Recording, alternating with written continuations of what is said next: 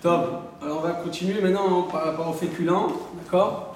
Comment, donc on a vu qu'il y a certains féculents qu'on sera obligé de vérifier, d'autres féculents qu'on ne sera pas obligé de vérifier. Il est le minag, l'habitude, la coutume, c'est de vérifier. Mais ce qu'on va voir aujourd'hui, c'est comment les vérifier. D'accord? Comment vérifier donc tous ces féculents qu'on est tenu de vérifier, ou même ceux qu'on n'est pas toujours tenu de vérifier, mais qu'on a l'habitude, par minag, de vérifier. Alors l'usage, c'est de vérifier les haricots blancs un à un. D'accord? Et dès qu'on voit une imperfection extérieure sur un haricot blanc, on devra le jeter. Comme ça, c'est le minag et la coutume qu'on a l'habitude de faire. C'est la même chose pour les pois chiches. Pour les pois chiches, eh bien, on les vérifie un à un, on les prend, d'accord?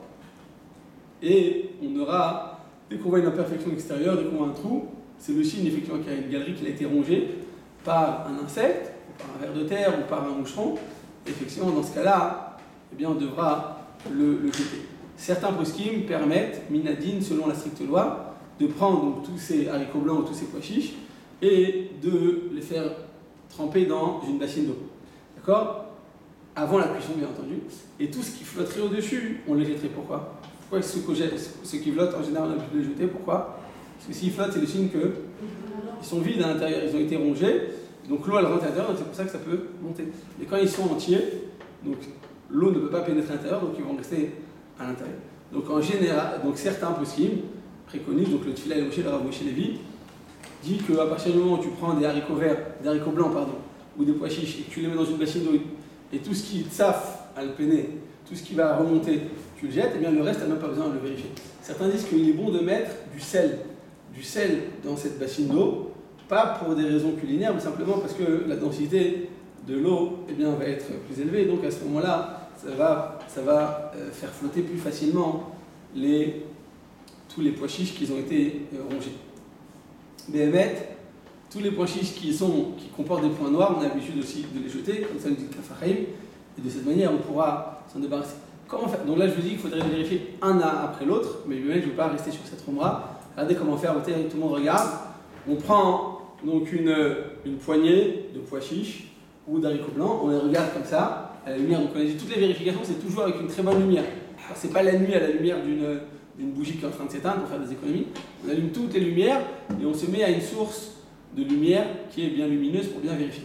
On regarde comme ça, une fois qu'on a bien regardé un à l'autre, c'est pas qu'on pense à la belle-mère, à la voisine, et à notre mari, je vais l'éclater quand il y a du collège, pour ne pas aider avec les enfants, pour ne pas appeler aujourd'hui. D'accord? Tu regardes, concentré. Et tu regardes bien, une fois que tu es sûr qu'il n'y a rien, tu transmets. Non, fais pas comme ça, sinon ça va tomber. D'accord? Ça, c'est comme quand tu prends la crêpe et hop là, tu sais ce que j'ai rattrapé ou pas. Alors, tu fais comme ça, et hop là, comme ça. C'est clair, votre taille?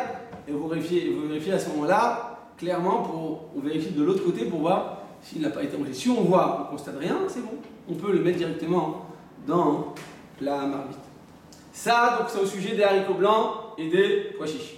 Qu'est-ce qui se passe au sujet du riz, Rabotai? D'accord? On a dit qu'une fois de plus, la coutume, le minhag, comme ça a répondu donc le Rav Rubin, eh bien, que le riz, on a la coutume, donc c'est un minhag, de le vérifier. Et bien, il faut savoir que ceci est indispensable seulement en été. Donc, en été, une fois de plus, les conditions atmosphériques sont plus porteuses de présence d'insectes, et donc dans ce cas-là, on devrait être plus vigilant. Donc la vérification du riz est indispensable, et plus par rapport au minag, c'est juste une coutume qu'on a l'habitude de faire, parce que même minadine, ça n'aurait pas été obligé, mais comme ça on a l'habitude de faire, donc il faut continuer à agir ainsi. Donc ce serait de vérifier le riz seulement plus en été, ou bien si de nombreux mois se sont écoulés depuis la cueillette, depuis donc ça a été cueilli, à ce moment-là, ce sera plus nécessaire de le vérifier. Je dis bien que ce serait plus une khumra, mais comme ça on a l'habitude de le faire, et c'est comme ça le minag, donc on devrait le faire. Si vous êtes invité chez quelqu'un, alors on s'appuiera sur cette coup-là, mais nous à la maison, tout le monde doit le vérifier. Donc on a dit le riz, ce sera ou en été qu'on devrait le vérifier, donc maintenant par exemple, ou bien si une certaine période s'est écoulée depuis la cueillette de ce riz. Et on va mettre le Zifre Tzedek, donc le Zifre Tzedek, ça va d'Elias Somach, le maître du Ben Ishraï, dit effectivement qu'en hiver, on n'a pas besoin de vérifier du riz. Une fois de plus, on dit qu'en hiver, les conditions atmosphériques ne permettent pas la présence d'insectes, il y a beaucoup moins d'insectes en hiver, et donc il n'y a pas de problème, on n'est pas obligé de vérifier notre riz en hiver. En été, donc on a dit que les conditions atmosphériques sont plus propice à la présence d'insectes. Et donc la halakha nous dit, dans ce cas-là, on doit être plus vigilant. Donc tant que tu n'as pas vérifié en été, eh bien tu devras t'abstiendre de le consommer. Mais j'ai expliqué qu'à notre époque, avec la production industrielle et avec les bonnes conditions d'empaquetage qui se trouvent dans les usines, effectivement, même en été, la présence d'insectes est amoindrie, il y a beaucoup moins de chances. Une fois de plus, c'est pas seulement selon la halakha, c'est pas seulement qu'il y a eu des changements dans la nature, c'est que tout simplement, à notre époque, on utilise, dans chaque aliment, on utilise les agriculteurs, qu'est-ce qu'ils font? Ils utilisent des rissousses. Quand on dit un rissousse, des insecticides. Alors les insecticides, c'est très mauvais pour la santé d'ailleurs, il paraît. Il vaut mieux ça plutôt que ce soit dangereux pour notre neshama, pour notre santé spirituelle. Et donc ils utilisent dans tout aliment, on utilise des insecticides. Donc la présence d'insectes est amoindrie. Je ne dis pas qu'elle ne se trouve pas, je ne dis pas qu'on n'est pas tour des vérifications, des choses qu'on a vérifiées. Même s'il y a 100 insecticides, tu es obligé de le vérifier. Si tu n'as pas vérifié, c'est une action d'Eoraita. Parce que si c'est un Rov Amatsui, comme on l'expliquait la dernière fois, s'il y a la majorité de chances que ce soit touché, que ce soit infecté, dans ce cas-là, même si tu mets 100 insecticides, ça ne marchera pas. La rate t'oblige à le vérifier. Mais par contre, pour du riz ou de la farine, tout ça, c'est des éléments que minadine, on n'a pas besoin de les vérifier parce que Zematlia, Betalouche, parce que ça ne va donner la naissance à des insectes seulement après que ça a été cueilli.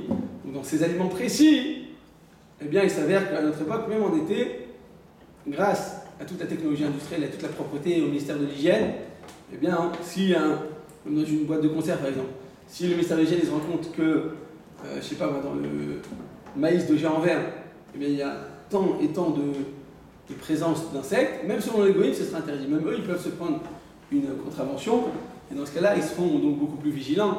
Donc à notre époque, la propreté et l'hygiène eh bien, est une réalité et une priorité, donc effectivement, on va pouvoir s'en servir pour les lois des insectes de Tolaïm. C'est pas qu'on s'appuie sur la vérification des goy, faites attention à montagne.